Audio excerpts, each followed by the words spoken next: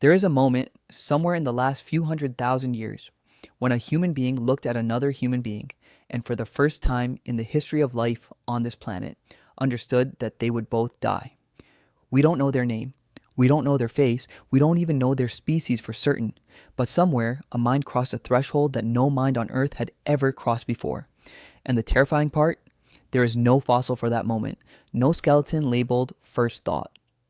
You can't carbon date a realization. So today, we're going to do something no scientist can fully do.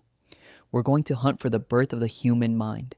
And by the end of this video, you'll understand why some researchers think it happened twice in two different species, hundreds of thousands of years apart, and why that idea is tearing the field of archaeology apart right now. Here's the core problem. A thought leaves no trace. You can dig up a bone, you can date a tooth, you can measure a skull and estimate brain volume down to the cubic centimeter, but you cannot dig up the moment a creature first understood a metaphor, or first felt shame, or first imagined a future that hadn't happened yet. So, scientists had to get clever. Instead of looking for thoughts, they look for the fingerprints thoughts leave behind. Objects that could only exist if a complex mind made them. Archaeologists call this material proxies for cognition. In plain English, if you find something that couldn't have been made without abstract thinking, you found indirect proof that abstract thinking existed. And that's the whole game. Every clue in this video is really a detective story, reverse engineering a mind from the objects it left behind. Let's start with the strongest physical evidence we have. South Africa, a place called Blombos Cave, on a cliff above the Indian Ocean. In layers dated to around 100,000 years ago, archaeologists found something bizarre. Two abalone shells, packed with a reddish paste next to grinding stones and even a bone used like a mixing spoon. This discovery proves that our early ancestors could make paint by 100,000 years ago. Not stumble into paint, make it, deliberately, with a recipe. Now think about what that requires. You need to understand that a substance can be combined with another substance to create a third substance that didn't exist before.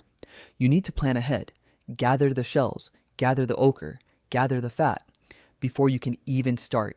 That's not instinct, that's premeditation. And it gets stranger.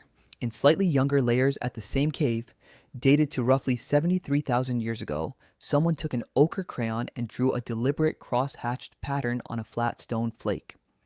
Researchers describe it as the oldest known drawing produced by early Homo sapiens using a range of media and techniques to create graphic representations. It's not a random scratch.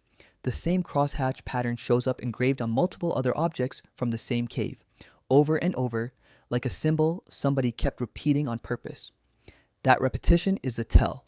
A one-off mark could be an accident, a pattern you make again and again on different materials over generations. That's a mind treating a shape as something with meaning. Now, here's where it gets personal. Also at Blombos and at other African sites, archaeologists found tiny sea snail shells, Nassarius shells, each one deliberately pierced with a hole, and many stained with red ochre. These aren't food shells. Nobody eats a Nassarius crausianus. The only reason to drill a hole in a shell that small is to string it, to wear it.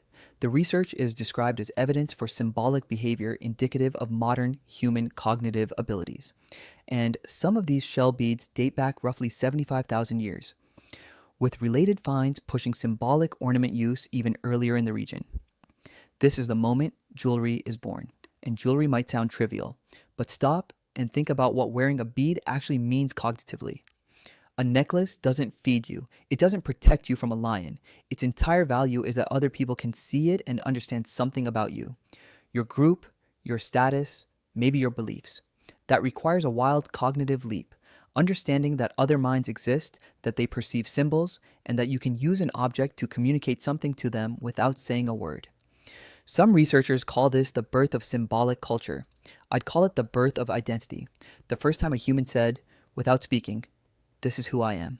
Okay, here's where the story stops being tidy, and where the real controversy lives. For decades, the assumption was simple.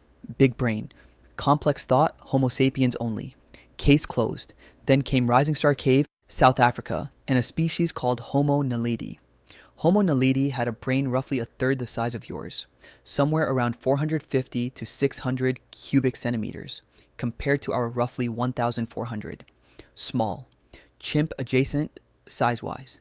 And critically, this species has been dated to between 236,000 and 335,000 years ago, which, depending on exactly when, could make it older than Homo sapiens, or at least running alongside our earliest ancestors. In 2023, paleoanthropologist Lee Berger and his team dropped a bombshell. Deep inside a cave system so tight that explorers have to squeeze through gaps barely wider than their shoulders, they claim to find something extraordinary. A Homo Naledi individual found in a crouched position holding a stone tool inside a depression with clear-cut lines around its edge, indicating a hole that had been deliberately dug and then filled back in. A grave.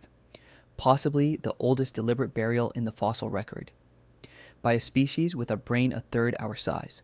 And it doesn't stop there. On the cave walls nearby, researchers found deeply impressed cross-hatchings and geometric shapes, squares, triangles, crosses, and X's, engraved, deliberate, possibly art, possibly older than any human art we've ever found. If true, this rewrites everything. It would mean symbolic thought, the ability to bury your dead with intention, to mark a wall with meaning, so we isn't unique to big-brained humans at all. It might be far older and far more widespread across our family tree than anyone believed. Here's the part most videos on this topic leave out, and it's the most important part. This claim is hotly disputed right now in real scientific journals, not fringe blogs, peer-reviewed pushback from serious researchers.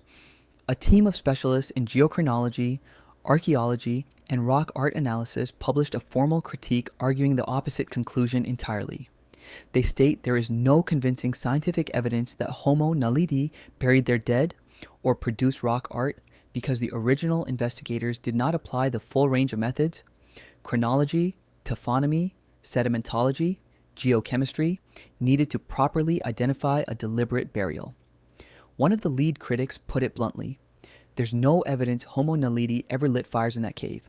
The supposed burial staining could simply be manganese deposits, and the charcoal found nearby hasn't even been dated yet, when natural fires leaving charcoal in caves are actually common. Even the engravings are in question. Experts note similar marks can be produced naturally, by weathering or by animal claws, not human hands at all. So which is it? A grave or a coincidence of geology? Art or claw marks? Honestly, nobody knows for certain yet, and that's not a failure of science. That's exactly what science is supposed to look like in real time. A wild claim, an aggressive challenge, and a slow grinding toward the truth that could take another decade. But here's the twist to the twist. In early 2025, the original research team released an updated version of their study with additional evidence, and it actually shifted opinions. One reviewer who had originally been skeptical changed their mind, saying the new evidence made the burial argument both more rigorous and more persuasive. While a second reviewer remained unconvinced, this fight isn't over. It's happening right now, while you watch this. Let's zoom out and try to answer the question honestly. If you want hard, broadly accepted, nobody's really arguing about this, evidence of complex symbolic thought, you land at Blombos Cave roughly 70,000 to 100,000 years ago. Deliberate paintmaking, deliberate drawing, deliberate jewelry, a mind capable of abstraction, planning, and communication through symbols. If you're willing to go further out on a limb into contested, cutting edge, currently being fought over territory. You land at Homo Naledi, possibly 250,000 to 300,000 years ago, in a species that isn't even us. And that gap between those two numbers, that's not a failure of archaeology. That gap is the frontier. It's the exact edge of what humanity currently knows about its own mind. Here's the thing that should genuinely unsettle you. The first human thought almost certainly didn't happen in one dramatic lightning bolt moment. There was no single Tuesday where a hominin woke up newly conscious. It was gradual, tool use requiring foresight, then fire requiring planning, then burial requiring grief and meaning, then ochre requiring abstraction, then beads requiring an understanding of other minds. Layer after layer, over hundreds of thousands of years, cognition thickened like sediment. We are not looking for a moment. We are looking for a slope, and we're still standing on it, watching it rise behind us into fog we can't fully see through. So next time you have an idle thought, plan your day, remember someone you love, feel a flicker of meaning in a piece of art, remember that thought is not free. It cost a very long line of ancestors, some of them not even technically human, hundreds of thousands of years to build the mind capable of having it. We are, every single one of us, walking around with the end result of Earth's longest and strangest science experiment. If this blew your mind, subscribe, because next week we're going even further back. The first fire ever tamed by a human hand, and the terrifying reason scientists think it changed our skulls forever.